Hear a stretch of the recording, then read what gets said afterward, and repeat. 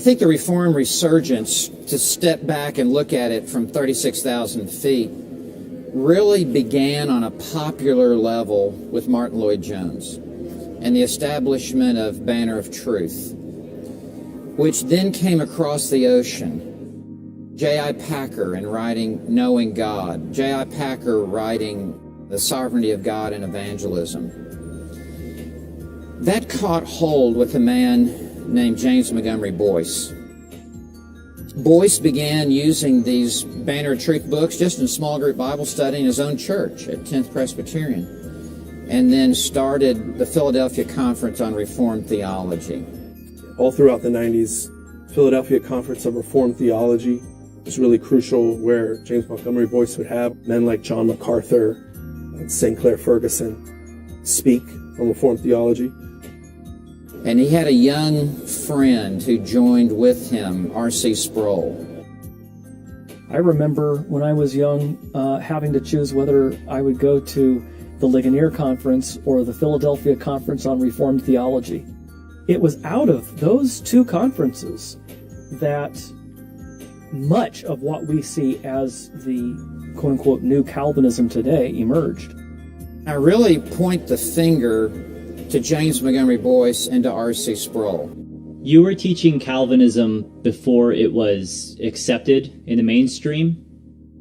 What drove you all those years? Well, my conviction that Calvinism, as Spurgeon once said, is simply a nickname for biblical Christianity. I really believe that Calvinism is the purest statement of biblical truth that we find anywhere in history. And if you look at the history of church confessions, you look at the Westminster Confession, of course, the Belgic Confession, the Heidelberg Catechism, the canons of Dort, even the 39 Articles of the Church of England, the Baptist Confession, the Scots Confession, these main denominational confessions of faith historically were all fundamentally Calvinistic in their theology. Global ministry of John MacArthur with Grace to You, which is as Bible teaching as you're going to get, and it be on the radio. The MacArthur Study Bible, and the Reformation Study Bible, and the ESV Study Bible.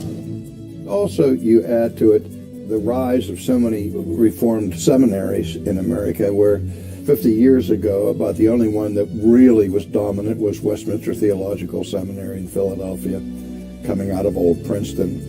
And then we've seen a proliferation of theological institutions that have adopted Reformed theology, not just in Presbyterianism, but in the Reformed Baptist community. Al Mohler. Albert Mohler, or through people like Mark Dever.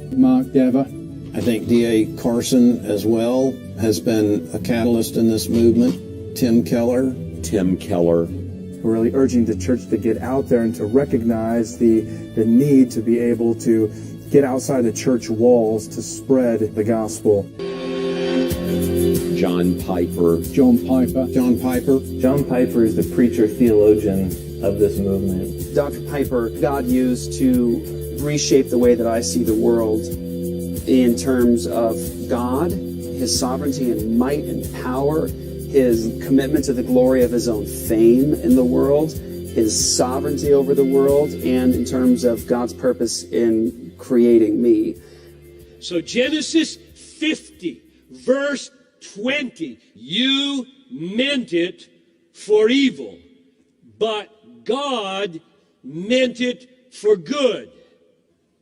Don't let any preacher tell you it means use. As if you're going to get God off the hook for meaning it. You, wicked brothers of mine, meant it for evil. Meant it. The evil, meant it. God, same word, meant it, evil, meant it, for good. I could just go home now.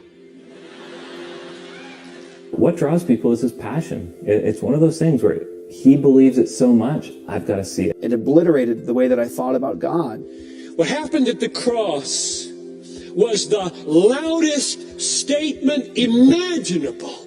If you understand Romans 3:23 to 26, the loudest statement from heaven imaginable, I love my glory.